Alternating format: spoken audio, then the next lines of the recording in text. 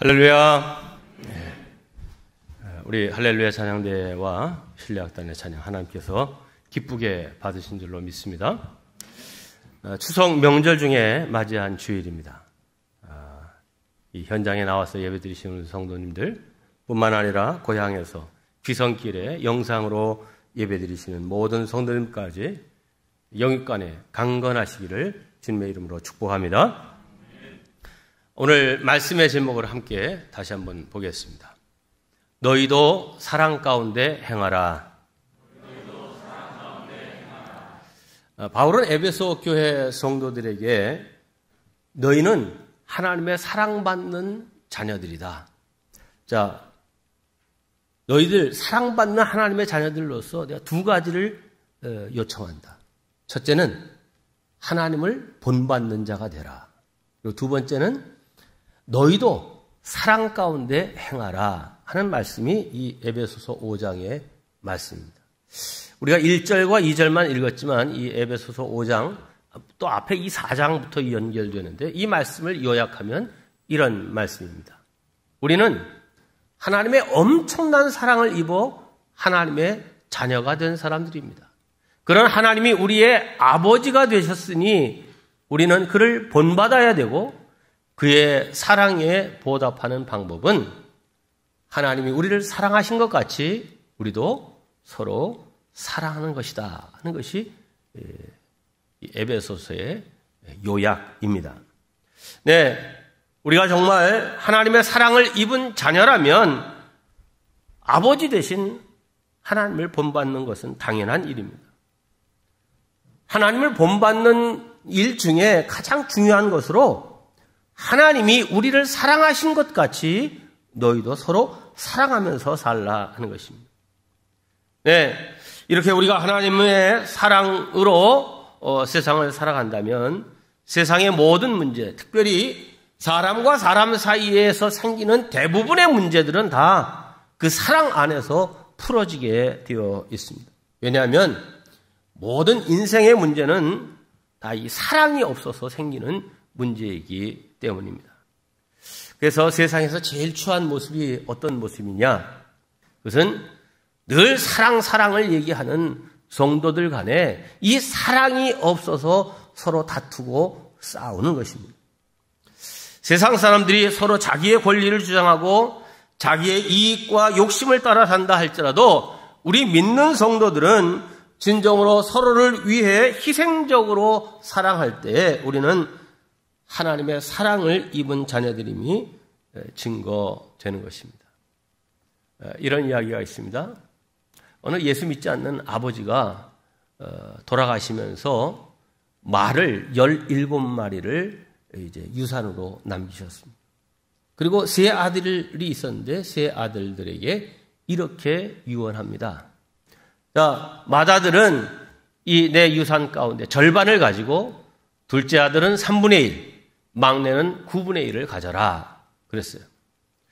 그래서 이 세 아들이 아버지의 17마리를 그 아버지의 말씀하신 비율대로 나눠보니까 맏아들은 8.5마리, 8마리 반, 둘째는 5마리, 3분의 2, 막내는 이제 1마리 9분의 8 정도가 됐습니다.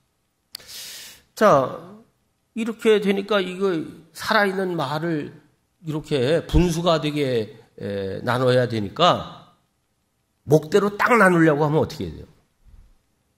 말을 죽여야 될 거 아니에요? 근데 이 분수 남은 거를 보니까 2마리는 잡아야 되는 거예요. 그러니까 이게 살아있는 말을 잡아서까지 이렇게 해야 되나 하는 생각이 물론 있었겠죠.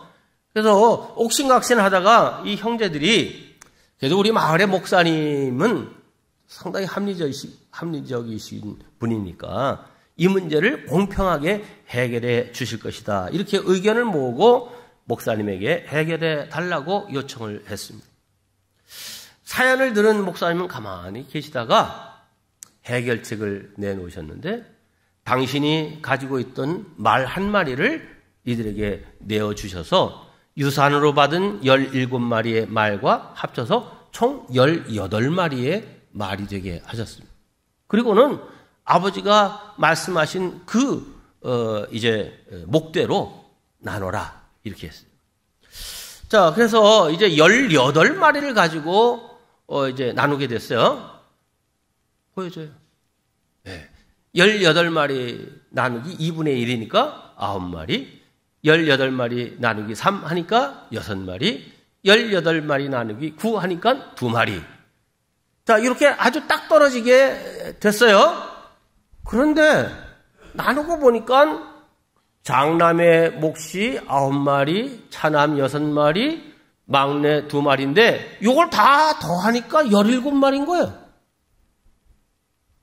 그래서 목사님이 주셨던 그냥 한 마리는 그냥 남은 거예요. 이상하다. 그런데 더군다나 장남이 본래 받을 수 있는 8마리 반, 차남 5마리 3분의 2, 막내 1마리 9분의 8, 2마리 조금 모자라는 요건데 정작 목사님이 1마리 주셔가지고선 이걸로 나눠보니까 장남은 9마리 받았으니까 반마리를 더 받았고 차남은 3분의 1마리를 더 받고 막내도 9분의 1마리를 더 가지게 된 거예요. 희한하네. 응? 어떻게 된 일이지? 여러분도 참 신기하고 놀랍지 않습니까? 저도 설교를 준비하면서 일주일 내내 이게 뭐지? 하면서 고민을 했어요. 근데 어제 마침 추석 명절이 돼서 수학하면 그래도 세계 최고를 다투는 시카고 대학 출신인 저희 사위하고 딸이 와서 내 설교를 하는데 지금 이런데 이게 도대체 수학적으로 어떻게 된 거냐? 딸은 뭐 애본이라 정신이 없었고 사위가 한참 이게 계속 생각해야 되겠는데요. 그 답을 못 줬어요. 그런데 오늘 아침 일부 예배에 우리 딸이 딱 다시 듣고는 아빠 답을 알았어요. 그러면서 답을 보냈어요. 답 알려드리면 좋겠죠. 네, 답은 안 알려드리면. 이제 뭐 저처럼 이제 형제들이 의아해하고 있는데 목사님이 이렇게 말씀하셨습니다. 내가 당신들에게 준 1마리의 말은 사랑의 선물이었습니다. 사랑의 말이었습니다. 이렇게 사랑이 있는 곳에는 모든 일이 원만하게 해결될 뿐 아니라 더욱 풍성해짐을 꼭 마음에 두고 사시기 바랍니다. 그랬더니 이 형제들이 목사님의 말씀을 듣고 회개하고 어떻게 하면 조금이라도 더 가져볼까 하는 그 마음을 내려놓고 주님을 영접하게 되었답니다. 할렐루야. 네. 크게 오늘 말씀 2가지예요. 너희는 하나님의 사랑을 이미 받은 하나님의 자녀들이다. 그래서 내 자녀가 됐다. 나를 본받아라 하는 것이 첫 번째 부탁입니다. 함께 합니다. 사랑을 받는 자녀로서 하나님을 본받으라. 네. 오늘 1절 말씀입니다. 그러므로 사랑을 받는 자녀같이 너희는 하나님을 본받는 자가 되고. 네. 예수님을 주로 고백하는 저와 여러분, 하나님의 사랑받는 자녀라고 말씀하십니다. 네. 자, 그러면 우리는 하나님께 어떤 사랑을 받았습니까? 2절에 이렇게 말씀합니다. 그는 우리를 위하여 자신을 버리사 향기로운 제물과 희생 제물로 하나님께 드리셨느니라. 네, 예수님의 사랑은 자신을 버리는 사랑이었습니다. 그는 자신을 버리사 향기로운 제물과 희생 제물로 하나님께 들으셨느니라 하는 그런 말씀이신데, 이 말씀은 자기는 가장 비참함을 수용하셨고 우리들에게는 가장 좋은 것으로 선물을 주셨다. 그런 사랑을 우리에게 주셨다는 것입니다. 그렇습니다. 하나님의 아들이신 예수님께서 우리를 구원하시기 위해서 자신을 버리시고 향기로운 제물과 희생 제물이 되셨습니다. 물론 오늘 이 시대를 사는 우리들에게는 이 희생 제물이 되셨다는 말씀이 잘 와닿지 않을 수도 있습니다. 우리 문화하고는 좀 다르니까요. 자, 그런데 이스라엘 사람들에게는 이런 말씀과 가르침이 아주 익숙했습니다. 유대인들은 자신들의 죄를 용서받기 위해 하나님께 속죄의 제물을 드리면 그 양과 염소가 자신을 대신해서 피 흘리며 죽는 모습을 늘 보아왔기 때문입니다. 이런 희생제사의 개념에 익숙했던 사람들에게 사도 바울은 이제 양과 염소가 아니라 예수 그리스도께서 희생의 제물이 되어서 너희를 위해 피 흘려 죽으셨다라고 말씀하십니다. 마치 유괴범들에게 끌려가는 자녀를 위해 자신의 목숨을 대신 내주겠다는 부모처럼 하나님께서 내가 너를 위해 대신 죽으리라. 내가 대신 희생 제물이 되리라. 내가 죽어 너를 살리리라. 이렇게 하신 것입니다. 참으로 하나님의 말도 안 되는 사랑입니다. 사도 바울은 로마서에서 이 사실을 요약해서 이렇게 말하고 있습니다. 우리가 아직 죄인 되었을 때에 그리스도께서 우리를 위하여 죽으심으로 하나님께서 우리에 대한 자기의 사랑을 확증하셨느니라. 아멘. 성도 여러분, 우리가 예수님을 믿는다는 것은 무엇을 믿는다는 말입니까? 바로 우리에게 베푸신 이런 희생적인 사랑, 그 하나님의 사랑을 우리가 믿는다는 것입니다. 그렇습니다. 하나님께서 저와 여러분을 사랑하셔서 당신의 독생자까지도 아끼지 아니하시고 십자가에 내어 주셨습니다. 이런 사랑은 부모가 자기 자녀를 사랑하는 사랑보다 더 크고요. 자기 자신이 자기를 사랑하는 것보다 훨씬 더 큰 사랑입니다. 우리는 이런 사랑을 받은 사람들입니다. 자, 그런 하나님을 너희는 본받아라. 이렇게 말씀하는 거예요. 1절에 그러므로 사랑을 받는 자녀같이 너희는 하나님을 본받는 자가 되고 그랬어요. 성도 여러분, 부모님이 희생적으로 자기를 사랑한 것을 아는 자녀들은 그 귀하고 값진 사랑을 베푸신 부모님께 감사하고 그 부모를 닮아가려고 노력합니다. 자, 그렇습니다. 사랑하면 닮아가게 되어 있습니다. 본받게 되어 있습니다. 여기서 본받다라고 하는 말은 따라하다, 흉내내다, 모방하다 하는 그런 말인데 헬라어 미메테스라고 하는 말에서 말입니다. 근데 여기서 영어의 imitate, 모방이라고 하는 단어가 나왔습니다. 이 모방이라고 하는 것은 단순히 따라한다는 의미 정도가 아닙니다. 이 말은 헬라 철학의 배경을 가지고 있는데 플라톤 철학에서는 이 보이지 않는 저 영원한 세계에 이데아가 있다 이렇게 말합니다. 그리고 변하지 않는 이 이데아 세계가 참 실제이고 우리가 살고 있는 지금 이 현실은 그 이데아의 그림자일 뿐이다. 그래서 그 이데아에 가깝게 미메테스, 즉 모방할수록 실제, 즉 진리에 가까워진다 하는 것입니다. 이런 헬라 철학에 근거해서 그러면 하나님을 어떻게 이해할 수 있는가? 하나님은 모든 이데아 중에 이데아이신 분이시다. 그러니 우리가 모방해야 할 최종적인 목표는 곧 롤 모델은 바로 하나님이시다 하는 것입니다. 네, 우리는 하나님의 자녀입니다. 그러니 자녀가 마땅히 닮아야 할 분은 부모가 아니고 누구겠습니까? 우리의 롤 모델은 이처럼 높고 원대하신 하나님이십니다.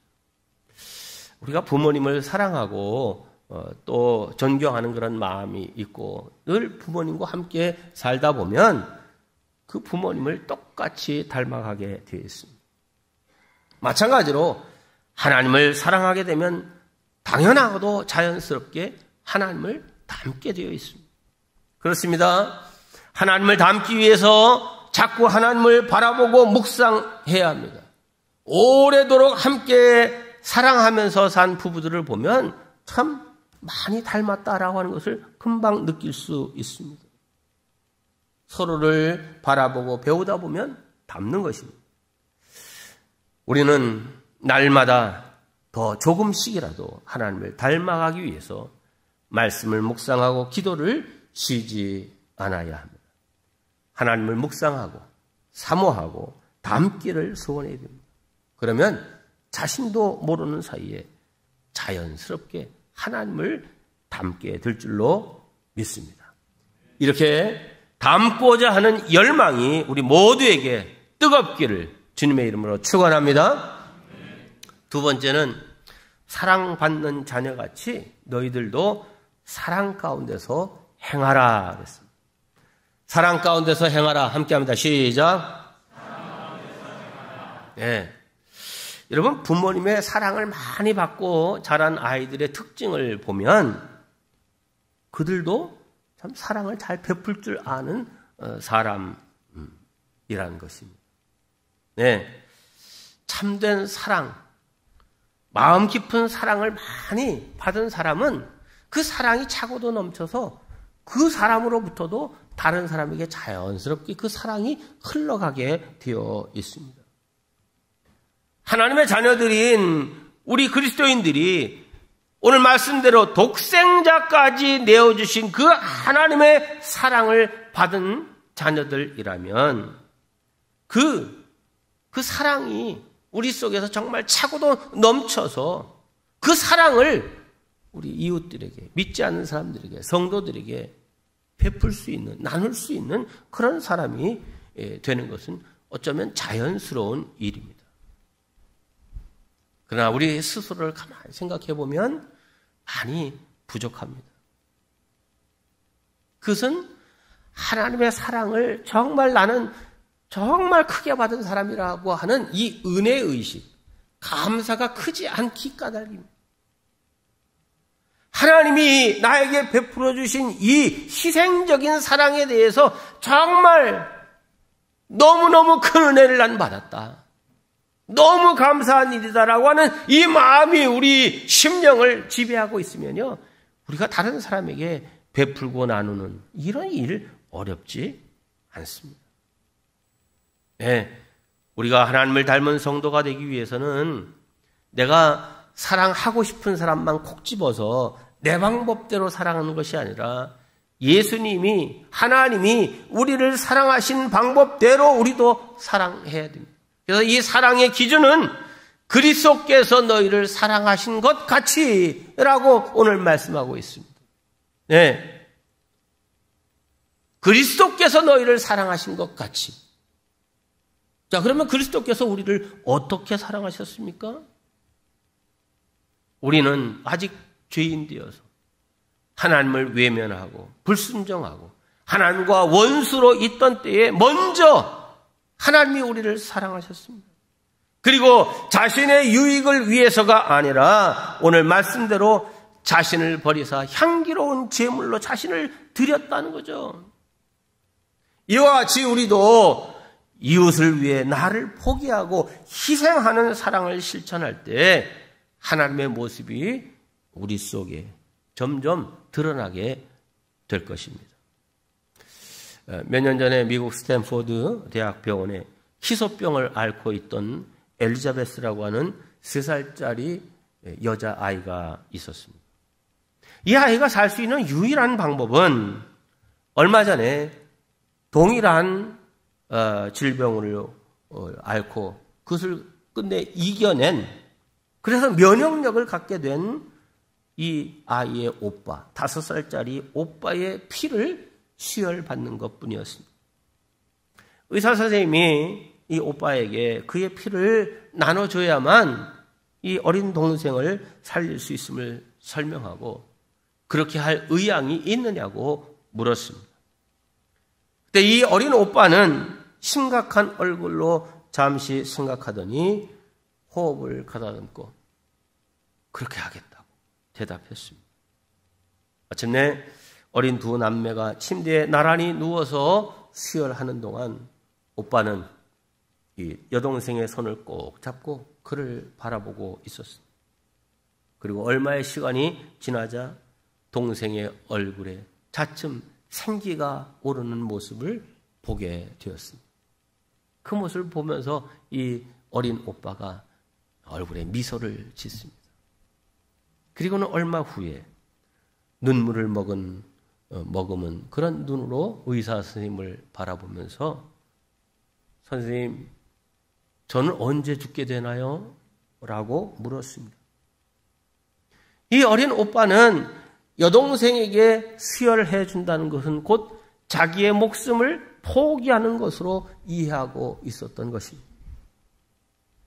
그런데도 동생을 살리기 위해 그 길을 선택했던 것입니다. 바로 이런 사랑이 예수님이 우리에게 보여주신 참 사랑의 모습, 희생적인 사랑입니다. 우리가 하나님을 닮은 삶을 살기 원한다면 이렇게 나 자신을 버리는 희생 제물이 되는 사랑을 실천해야 합니다. 그러나 만약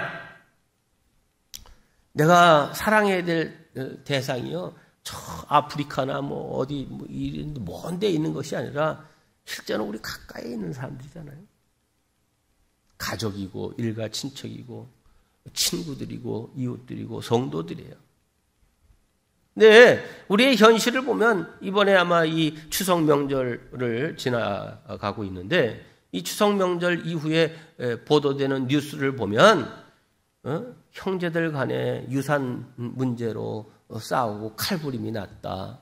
또 부부 간에 뭐 부모님 모시는 문제, 여러 가지 이런 문제로 인해서 갈등이 심화돼서 이혼 신청 건수가 뭐 엄청나게 늘었다. 뭐 이런 뉴스를 잘 보게 되잖아요. 자, 내가 먼저 희생하리라고 하는 이런 마음을 갖는 것이 쉽지 않은 일입니다. 뭐 우리 그리스도인들도 마찬가지입니다. 자, 이럴 때 우리 그리스도인들은 먼저 생각해야 될 것이 있고 기억해야 될 것이 있습니다. 어느 것이 나에게 이익인가, 실리적인가, 이거를 생각하는 것이 아니라 나는 이미 하나님께 큰 사랑을 받은 사람, 그 사랑을 받고 사는 사람. 그 하나님이 우리에게 너 나를 본받고 내가 너희에게 사랑을 베푼 것처럼 너도 사랑하라 하는 이 말씀을 기억해야 됩니다. 네, 우리가 아직 하나님의 원수로 있을 때에 예수님께서는 먼저 우리를 위해 십자가에서 자신의 목숨을 바쳐 사랑을 실천하셨습니다. 그래서 우리가 하나님의 자녀가 되었고 사람들이 볼 때 그래도 예수 믿는 사람이구나 하는 그런 인정을 받는 사람이 됐잖아요. 여러분, 우리가 마음이 열리지 않고 저 사람은 내 사랑을 받을 만한 조건과 자격이 안 돼 라고 하는 그런 사람들을 향해서 마음의 벽을 쌓고 마음을 닫는 것이 아니라, 그래, 하나님이 먼저 나를 사랑하셔서 그 은혜를 입고 사는 우리이니 나 또한 먼저 사랑을 베풀리라, 내가 희생적으로 사랑하리라 하는 이 마음 가지면, 아까 17마리 형제들 서로 자기 목 챙기려고 하면 답이 안 나오잖아요. 그런데 목사님이 내어주신 사랑, 이거 갖고 풀어보니까 다 해결되고도 남잖아요. 여러분, 오늘 에베소서 2장 말씀대로 예수님은 우리를 위한 그 희생을 통해 자신을 내어주셨습니다.